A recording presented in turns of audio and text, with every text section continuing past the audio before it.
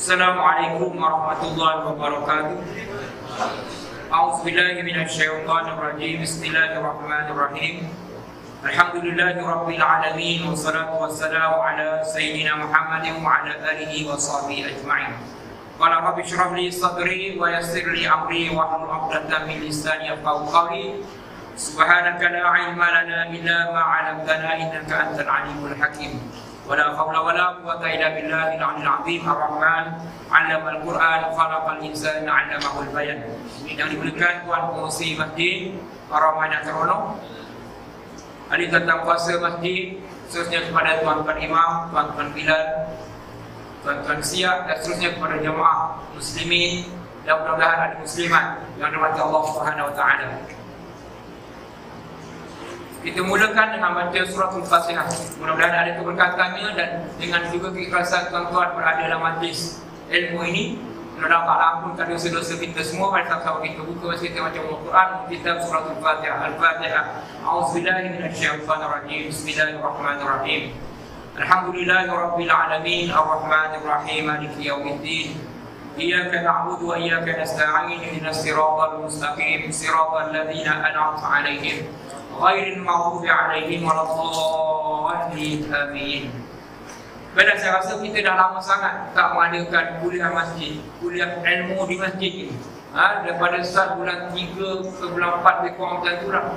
Ini kira-kiranya kuliah ilmu yang pertama selepas PKP dan sekarang P lagi tambah pemulihan. Mudah-mudahan kita dipulihkan oleh Allah Ta'ala.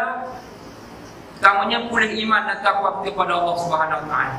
Mudah-mudahan tuan-tuan yang hadir pada malam ini mendapat taufik hidayah Allah Ta'ala untuk terus istiqamah dalam melaksanakan perintah Allah Subhanahu Wa Ta'ala. Sebenarnya saya nak bagi tahu sedikit tentang beberapa perkara lah. Yang pertamanya ialah ini pesan daripada pihak pengurusan masjid, khususnya Ustaz Yusri. Kalau bolehlah tuan-tuan datang awal sikit ke masjid untuk 5 waktu sehari semalam. Kau datang 5 waktu lah. Begitu juga hari Jumaat, kerana petugas PKP kita pun nak semayang juga tuan-tuan. Jadi tuan-tuan dia ada SOP dia. Atau SOP dia ialah kita kena tembak tu, bukan tembak otomatik tu lah. Untuk ambil suhu dia. Kalau tuan-tuan suhu terlebih, tuan-tuan kena balik pula. Kami pula nak susah pula nak hantar pakai ambulans lah, apa benda sebagainya. 37.4 kata tuan-tuan kena balik. Mana tahu ada pula 37.4. Ini bukan untuk menyusahkan pihak masjid. Sebenarnya untuk menyenangkan tuan-tuan juga dan untuk masyarakat umum. Sebab bila kita sebut tentang undang-undang ni, ramai orang kata apalah, dia kata macam takut ke manusia, tak takut pada Tuhan, nak datang masjid dan sebagainya. Kita kena ingat firman Allah Ta'ala, ya ayyuhalladzina amanu atii'ullaha wa atii'ur rasul wa ulil amri minkum. Wahai orang yang beriman, bertakwalah kamu kepada Allah Ta'ala. Ayyuhalladzina amanu, taatlah kamu kepada Allah, taat kamu kepada Rasul dan kepada pemerintah di kalangan kamu. Walaupun di kalangan pemerintah ni dia bukan ketaatan yang solid, yang penuh. Kalau dia buat maksiat, kita tak ikut perintah dia. Macam suami lah. Kalau dah isterinya diperintahkan untuk buat satu yang maksiat, kita tak perlu ikut. Baik. Itu sebabnya ya ayyuhalladzina amanu atii'ullaha wa atii'ur rasul, wahai orang beriman, taatlah kamu kepada Allah, mesti taatnya. Allah Ta'ala tak suruh, dia tak akan suruh kita buat jahat, garanti buat baiknya. Dan dia memang larang kita buat jahat. Wa atii'ur rasul, dan kamu kena taat pada Rasul. 100% Nabi tak akan suruh kita buat jahat. Wa ulil amri minkum, tak ada wati untuk ulil amri minkum. Maksudnya taat kepada pemerintah ni ada bersyarat. Tuan-tuan boleh pergi ke lampu isyarat. Tuan-tuan berhenti, patutnya langgar je lah, aku nak jalan. Tuan-tuan boleh taat kepada perintah lampu isyarat, tetapi perintah kepada Allah dan Rasul kerana tuan-tuan langgar. Begitu juga perintah suruh kita untuk masalah umum ni. Tuan-tuan, kalau katakan pandemik kepada COVID-19 ni dia ada pada kita, dia bawa kepada rumah kita, satu rumah sakit dan sebagainya, satu masyarakat sakit susah, ikutlah tuan-tuan. Ikut untuk apa? Untuk keselamatan, untuk masyarakat umum. Kita kena jaga masyarakat juga. Kalau semua sakit, dia nak semayang antaranya. Jadi oleh sebab tu antara pesan SOP tu ikutlah. Bukan pasal tak bagi. So dah okey semua. Mungkin hujung tahun 2021 dah boleh sebagainya. Tuan-tuan datanglah. Tak ada semua jemaah pun datang. Sembahyang duha datang orang sini pun tak apa. Sembahyang duha ikut dia sunnah sembahyang di masjid. Nabi Muhammad ikut apa? Dia akan pergi keluar untuk amar ma'ruf nahi munkar, dan di antaranya Muhammad kedua untuk sembahyang duha di masjid. Waktu dah panas bukan cakap panas, matahari panas, badan pun terik. Dan Muhammad akan sembahyang antaranya lah, walaupun boleh sembahyang ini sembahyang itu di orang. Jadi kalau dah okey sebagainya. Sebab kalau kata menteri bagi kebenaran untuk kita buat ceramah agama, sekarang ni maghrib dia boleh, antara maghrib dan isyak pun jangan terlebih. Tuan-tuan kalau ada masa kecederaan sekarang, tuan-tuan memang terus cederakan saya tuan. Tak boleh lebih-lebih lah, isyak kena berhenti. Maknanya maghrib je boleh, subuh pun tak boleh lagi setakat ni. Yang saya tengok lah SOP yang Ustaz Isri keluarkan dalam Telegram dan sebagainya tu, dia untuk solat maghrib, antara maghrib isyak punya kuliah maghrib. Maknanya kuliah asar ke kuliah duha ke kuliah subuh ke belum ada lagi. Tak tahulah pula dalam sehari dua yang tak baca ni ada pula. Kalau ada alhamdulillah lah begitu. Jadi yang pertama nak sebut antaranya, kalau boleh lah tuan-tuan datang awal sikit lah. Petugas-petugas kita pun nak semayang juga. Jadi kita lepas dah habis nak semayang, kita tutup pintu. Lepas dah habis tutup pintu tu tuan-tuan, siapa yang lambat pergi dah buat, tembak balik dah tuan-tuan. Maknanya turun bawah ni. Takut tuan-tuan tu pembawa. Jadi bila pembawa dia akan tengok rekod tuan-tuan sebagainya, dia akan ni orang ini sebagainya, dia akan hubungi yang mana-mana yang ada sebagainya. Mudah-mudahan dia dapat cepat kesan dan cepat pula untuk dia hilangkan benda tersebut dalam kalangan masyarakat. Begitu.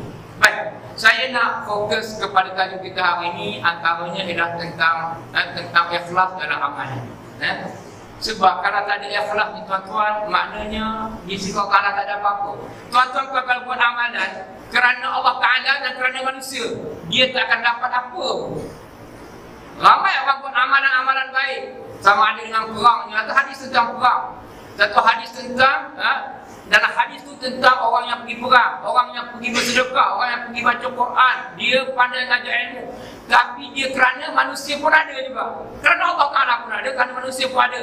So Allah Ta'ala kata, kau pergilah, kau pun minta pada orang yang kamu kamu syirikkan itu. Syirik asghar ni namanya riak. Riak. Jadi amalan kita hari ini kita kena buat kerana Allah Ta'ala semata-mata. Bukan saya pesan untuk tuan-tuan saja, untuk diri saya yang bercakap ni, dia lagi besar lagi. So yang masuk neraka dulu bukan tuan-tuan, saya dulu. Kena tanya dulu ni, kamu pada cakap je, tapi kamu tak pandai nak amalkan. Kamu ramaktan, innallahi an taqulu ma la taf'alun. Amat besar kebencian Allah Ta'ala ialah kamu cakap tapi kamu tak buat. Takut tuan-tuan, ustaz-ustaz lagi cepat masuk neraka ni. Ustaz mana masuk neraka? Bukan saya je, ustaz pun ada. Tuan-tuan. Jadi orang yang bercakap ni lebih lagi dipertanggungjawabkan dengan amanah yang dicakap. Baik, saya bacakan beberapa hadis Nabi, banyak tuan-tuan. Hadis Nabi ni banyak dan dia punya martabatnya pun berbeza-beza. Ada sahihnya, ada hasannya, ada dhaifnya. Dhaif bukannya tak boleh. Untuk fadail amal tak ada masalah apa.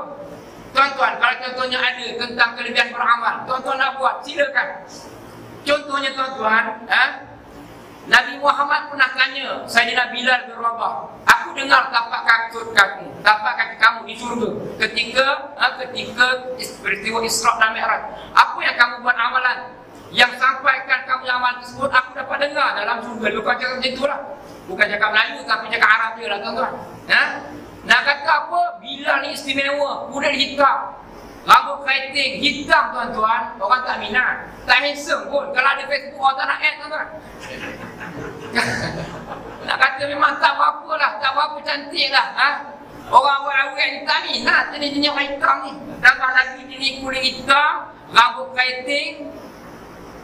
Bukan macam Korea kan, K-pop ni putih.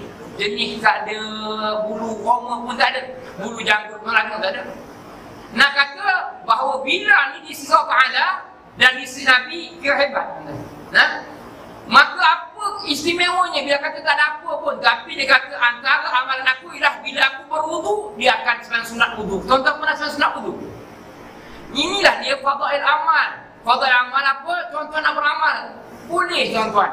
Antara amalan-amalan Nabi yang dia tersebut tentang fadail amal, eloknya dalam banyak-banyak fadail amal tu tuan-tuan buat sekali pun, paling kurang pun tak ada masalah. Jadi kalau ada lah sekali nak buat sembahyang sunat wuduk, silakan, tak ada masalah.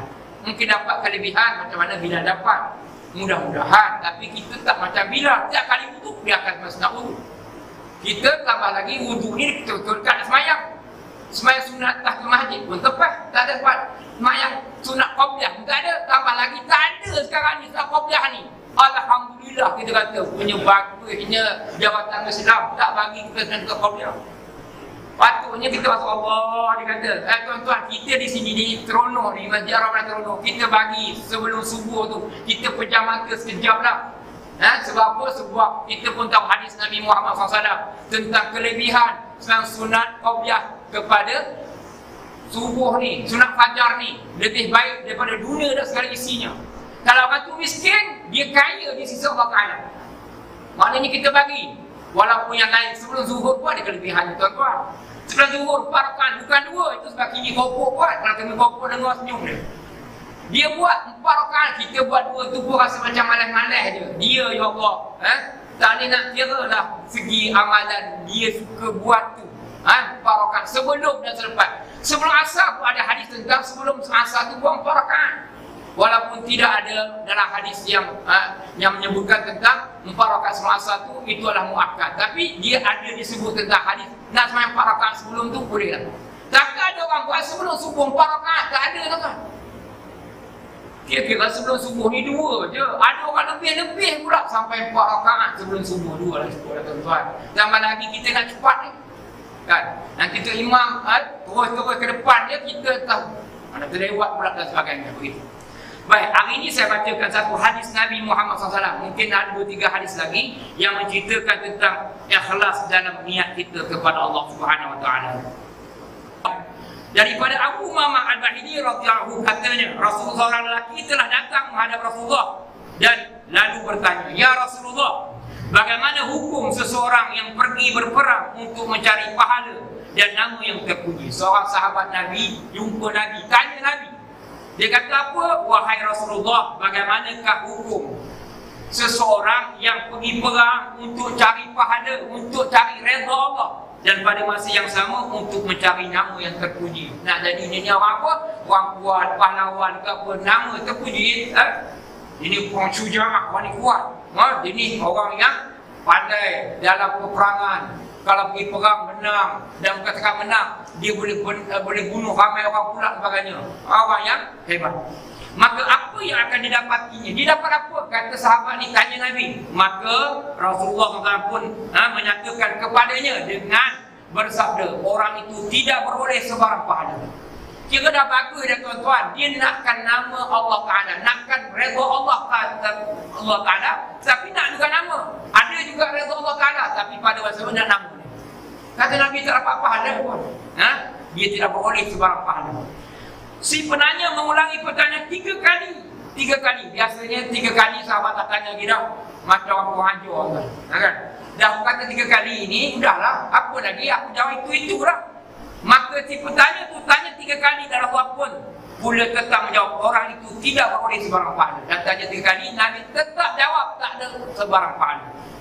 Akhirnya baginda bersabda, sesungguhnya Allah Azza wa Jalla tidak menerima sebarang amal melainkan yang dikerjakan untuk semata-mata dan dengan tujuan untuk mendapat keredaannya, iaitu wa bataghi bihi wajhu, iaitu dia nakkan kepada wajah Allah, nak redha Allah Ta'ala lah, maknanya keredaan Allah Ta'ala.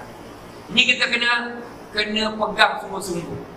Amalan kita banyak mana pun, besar mana pun, tapi tak ikhlas, bukan kerana Allah Ta'ala ataupun kerana Allah, tapi ada benda lain yang kita nak, maka walaupun amalan itu besar tapi kecil di sisi Allah Ta'ala. Tapi kalau benda itu kecil tetapi semata-mata untuk redha Allah, dia akan jadi besar dan Allah Ta'ala akan kira sebagai amalan yang baik di sisi ini. Itu kita kena faham sungguh-sungguh tuan-tuan. Jadi kita datang ke masjid sebagainya ini bukan kerana orang. Ada orang dia datang masjid kerana apa? Sebab lepas makan nanti ada orang lainnya makan. Dia bukan kerana redha Allah Ta'ala ni. Nak cari redha Allah Ta'ala, dia akan dapat semua perkara. Tuan-tuan, kerana puasa kerana Allah, jangan puasa kerana nak kurus. Kurus tu kan tidak dapatnya. Puasa kerana Allah Ta'ala, tak makan, tuan-tuan, kurus, kenapa lagi? Jadi kalau kita puasa kerana Allah Ta'ala semata-mata. Benda lain tu insya-Allah akan datang kemudian. Jangan kita niatkan kerana benda lain tu. Begitu juga lah kalau kita datang masjid, bukan kerana nak jumpa kawan, tuan-tuan. Kerana apa? Kerana Allah Ta'ala perintahkan kita begitu. Tambah-tambah kita lagi orang lelaki. Orang lelaki ni kira-kira sebanyak di masjid, tuan-tuan. Cuma masa Covid yang tak boleh ni. Ramai orang dia komplain tak dapat datang masjid dan sebagainya. Bila dah buka masjid pun serupa itu juga. Komplain juga. Datang, tak datang juga. Kita pun tak tahu macam mana. Dah boleh buka ni kiranya. Cuma orang kata apa? Bila kita rasa begitu, kita alhamdulillah kita ni ada dah sifat yang nak datang tu. Yang lain tu mudah-mudahan bakal kita taufik dan hidayah. Sebab kita ni bukan berhukum orang, tuan-tuan. Kita ni pun bukan baik daripada mula. Kadang kita baik daripada mula, hujung tak tahu, tuan-tuan. Ada orang yang dia baik mula-mula, hujung dia teruk. Ada orang yang mula-mula dia tak baik, tuan-tuan, teruk. Tapi di penghujung dia dapat Allah Ta'ala punya keredaan. Dalam hadis ada kata bahawa berapa ramai orang yang ahli syurga ni. Dari syurga, dia awal-awal itu ahli neraka, tuan-tuan. Dia tu beramal dengan amal ahli neraka. Dia dengan neraka dekat dah. Kira dia dekat masuk neraka dah. Minum arak, judi, apa semua sekali. Bukan apa. Dosa ni, satu dosa pun dia tak nak tak buat. Semua dia buat. Dia kata apa? Zina. Bukan zina dengan orang perempuan. Dengan lelaki bini orang. Tak begitu sekali. Dia buat apa pun, minum arak. Dia kata bukan minum arak sebotol, dia kata setahun terang boleh minum. Itu sekali lah, orang kata. Maknanya dosa yang dia buat ni, dosa yang punya lah, orang kata kan. Tak tangguh lah banyaknya. Tapi akhir-akhirnya Allah Ta'ala bagi taufik dan hidayah padanya. Itu sebabnya orang kafir, tuan-tuan kata dia tu ahli neraka. Kecuali dah betul-betul mati tu kan. Itu pun kita tak tahu. Ada orang kata Michael Jackson tu pun masuk Islam. Itu pun tak tahu. Nama Ali memang tu je, tuan-tuan. Michael Jackson dan beberapa orang lagi yang dia tu orang kata kerana apa? Kerana career dia sebagainya, dia tutuplah Islam dia tu sebagainya. Yang kita kata ada orang di pandangan manusia ni dia nampak macam bukan Islam, tapi akhirnya dia seorang dia tu Islam. Allah tak nak bagi, tak kira lah. Tak bagi dia mana duduknya di akhirat, tak tahulah. Tapi bila dia Islam maksudnya apa? Bila dia Islam, dia akhirnya terselamat daripada neraka Allah Ta'ala. Akhirnya kan, akhir sekali orang masuk neraka. Nabi Muhammad nampak dah orang tu hitam legam dah kiranya. Mengangkat nak masuk syurga ni. Last sekali. Syurga orang terakhir ni, tuan-tuan, 10 kali dunia ni. Luar. Kita kalau main tak Malaysia apa sudah hebat lah. Ini main tak 10 kali dunia ni, orang terakhir masuk neraka ni, masuk syurga ni. Dia keluar akhir daripada neraka ni. Mangkak dia. Allah Ta'ala mandikan dia dalam sungai kehidupan. Sungai kehidupan. Daripada hitam ke putih. Tapi ada tanda dah bekas di neraka ni. Alumni neraka ni. Maka Allah Ta'ala masukkan dalam syurga. Syurga tu pun dia rasa dah penuh dah. Dia macam tak nak masuk dah. Tengok macam penuh kata, masuk. Kamu dapat kepada ahli syurga yang terakhir ni. 10 kali dunia kan. Dia beri padanya 70 bidadari tu kan. Banyaknya. Takkan tuan-tuan terakhir pun mayang tertarik. Kan? Ramai orang yang jenis rasa dia hebat, tapi tak tahulah hebat cara mana tu, tuan-tuan. Tapi maknanya dia tu tak adalah sampai kepada orang terakhir. Orang kita ni tak adalah sampai. Orang tu iman yang betul-betul kerana Allah Ta'ala. Dia percaya Allah Ta'ala, aman Allah Ta'ala. Tuan-tuan tekak, pisang lagi, bukan pisang, kobo lagi. Tu dia kan. Ini adalah tu kan. Maknanya begitu sekali, tuan-tuan. Apa saja yang kita lakukan Allah Ta'ala nilai.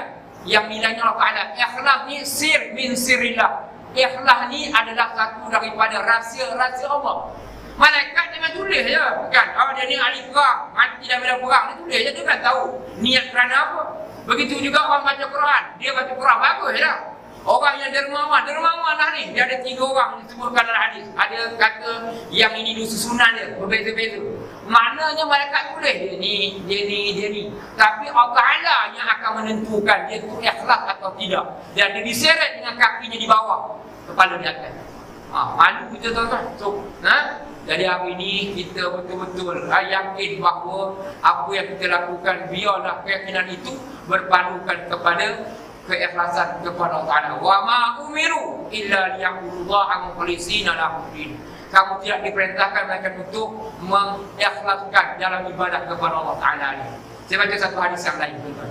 Betul kita dah tengok ni nak berhenti nak mati ke? Orang kata tuan-tuan.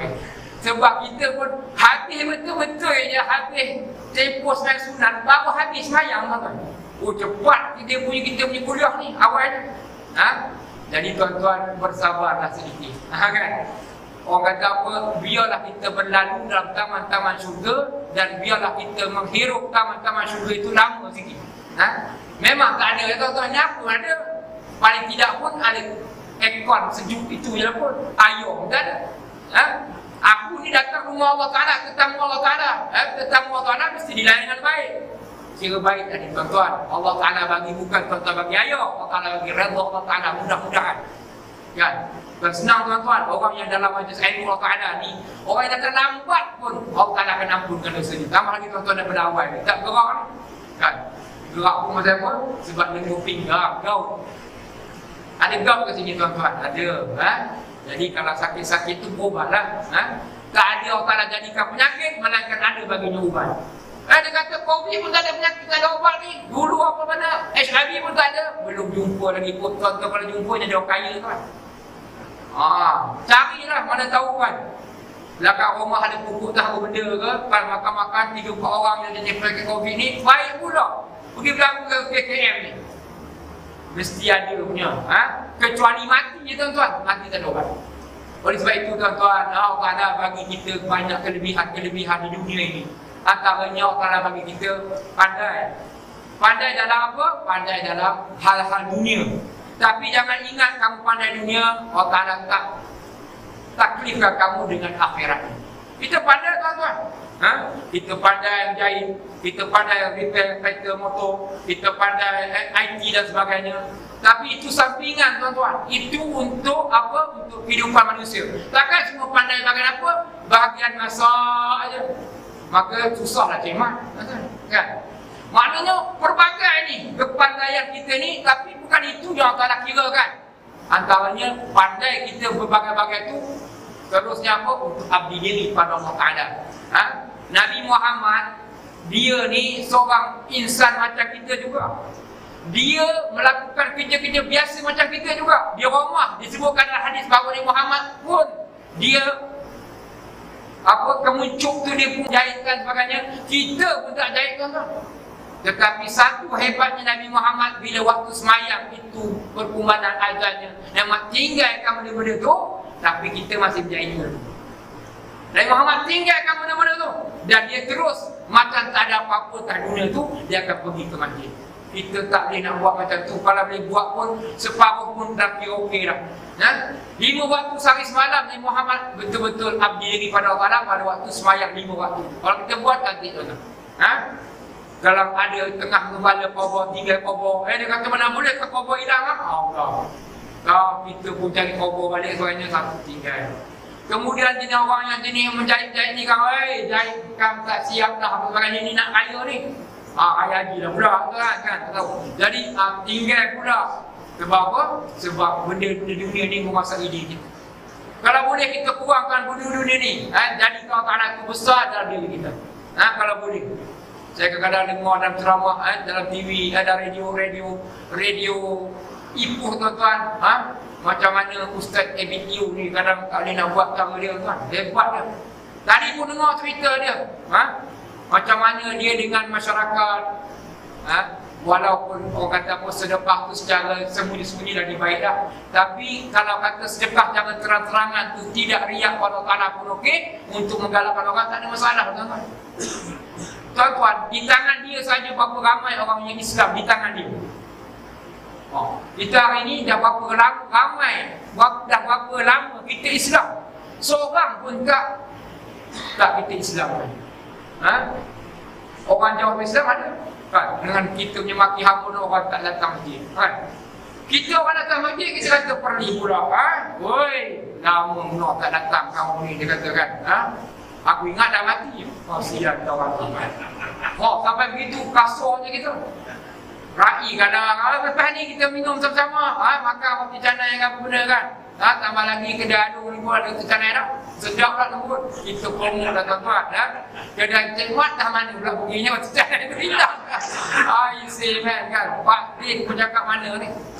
Nak kata macam tu lah tuan-tuan. Kawan-kawan kita ni, di sekeliling kita ni, kita bantu lah. Kalau kita nak makan kedai, nak makan di rumah, tak ada masalah. Nak kata apa? Antara yang kita kena rancakkan juga ialah ekonomi umat Islam, tuan-tuan. Ekonomi umat Islam. Sini ikut-ikut, kalau ada kedai satu lah, kedai makan tak apa lagi. Kedai yang bukan makanan, kedai motor contohnya. Dia kata ni berapa lama boleh tahan. Kita cakap macam tu. Memang betul pun hilang tu kedai tu. Dulu ada ni kedai Islam tu, kedai motor tu. Dah mana dah pergi dah. Allah. Kedai kereta. Tapi kedai yang bukan Islam ni maju lah. Okeylah juga, bertahan lama sebagainya kalau ada lah. Jadi kita tolong bantulah ekonomi umat Islam dan sebagainya. Untuk orang kata apa? Untuk umat Islam berjaya, dia juga boleh bantu umat Islam yang lain. Mudah-mudahan dia boleh bagi derma ke masjid ni, surau ni. InsyaAllah tuan-tuan, masjid kita dah nak buat sangat-sangat dah ni. Kelulusan dah dapat dah, tanyalah Jidin ni. Dia berdahari, duit pada dia kan? Duit dah ada apa-apa dah, memang setengah juta dekat-dekat. Dekat-dekat dah, maknanya lagi mungkin RM30 dah setengah juta. Tuan-tuan bagi tu setengah juta kan? Maknanya kita akan buat ni, buat apa binaan sebagainya. Dan saya pun sebenarnya ada WhatsApp dengan YB Razman dan YB Akmal. Dia kata lepas Covid ni datanglah ada pejabat kata. Dia bagi siap bagi nama dia punya apa ni, dia punya tu dia. Tapi tak apa, kita punya Haji Dino rapat dengan dia ni. Dia akan pergi insya-Allah. Jadi insya-Allah lah tuan-tuan. Jadi tuan-tuan doa ajalah, doa. Tapi doa saja tak cukup, kenalah juga bantu usaha dan sebagainya. Kan. Doa. Walaupun doa tu kuat. Sebenarnya doa tu kuat. Ada orang apa minta dapat? Duit tak ada. Doa lah. Nabi Muhammad dalam perang Badar tuan-tuan, doa banyak. Dia kata kalaulah tidak ada kemenangan pada perang Badar ini, lepas ni tak ada orang sembah kamu wahai Allah Ta'ala. Memang perang Badar itu perang yang pertama dengan orang kafir Quraisy pada masa itu di Madinah. Menang tuan-tuan, tak apa salah uji. Lepas tu perang Uhud pula. Perang Uhud, Allah Ta'ala nak bagi ujian. Macam kalah lah walaupun tak kalah betul. Nampaknya doa ni main peranan yang besar. Doa buat ibadah. Doa tu ibadah. Doa musuh ibadah. Doa tu otak ibadah. Malam hari doa pada Allah Ta'ala. Dia doa untuk diri sendiri je tuan-tuan. Doa untuk orang Islam yang seluruhnya, kawan-kawan kita dan sebagainya. Dia doa kepada muslimin, muslimat, mukminin, mukminat. Dia akan dapat pada kita tuan-tuan. Tambah lagi doa pada kedua ibu bapa. Tambah lagi dosa kita hidup dulu. Ibu bapa kita tak apa-apa nak apa nak ni lah, kita tak apa nak taat. Kalau kita jadi orang soleh dengan ibu bapa bagus lah. Tapi kau tak apa, kita boleh jadi. Orang kata apa, kita boleh nak jadi baik balik. Bila dia dah meninggal dunia, kita berbuat baik pada kedua bapa. Bila dia telah meninggal dunia, apa dia? Antaranya doa pada paling kurang apa? Rabbighfirli wa liwalidayya warhamhuma kama rabbayani shaghira. Kalau ikut tak payah derma pun, untuk dia pun okey dah, doa je. Tapi kalau ada lebih, doa lah dengan derma sekali. Buat makan, ini jangan sedekah untuk kepada ibu bapa kita. Ada tentang hadis tentang itu. Bukan hadis lah, tentang riwayat tentang itu. Sampai tuan-tuan. Tapi betul-betul niat untuk kedua ibu bapa kita. Ada kelebihannya. Sebab ada satu cerita, seorang tukang kain ke apa. Waktu tukang jual kain. Dia ni membaca Al-Quran masa jual kain tu lah. Dia sedekahkan kepada kedua ibu bapanya. Ada seorang orang, malam ada seseorang yang memimpi bahawa ibu bapanya dalam keadaan yang bahagialah di akhirat. Kerana apa? Kerana doanya antaranya dia bagi sedekahkan pada itu baca Al-Quran. Tetapi kemudian satu ketika tak ada lah. Dia tengok malam mimpi orang tu, ibu bapa dia macam tak dapat kebahagiaan itu yang dia selalu dapat tu. Dia cek balik, rupanya anak yang selalu bagi pahalakan bacaan Quran itu dah meninggal dunia rupanya. Jadi antaranya baca Quran. Kita bacalah Fatihah ke, baca 3 kul ke, dia akan bermanfaat. Kenapa? Doa anak yang soleh, termasuklah kita punya amalan-amalan baik yang kita bagikan. Cuma itu sebabnya bila kita dalam tahlil tuan-tuan, kita nak sedekahkan pahala pada orang. Antaranya itu sebabnya Imam Syafi'i dan ulama-ulama Syafi'i yang kata apa? Allah menjal wa sataqabbal sawaba ma qara'nahu min al-Qur'anil azim. Itu kena baca. Allah jadikanlah apa yang kami baca, yang kami zikir, yang kami tahlilkan itu sampai pahalanya kepada orang yang kita doakan, yang kita pahala. Itu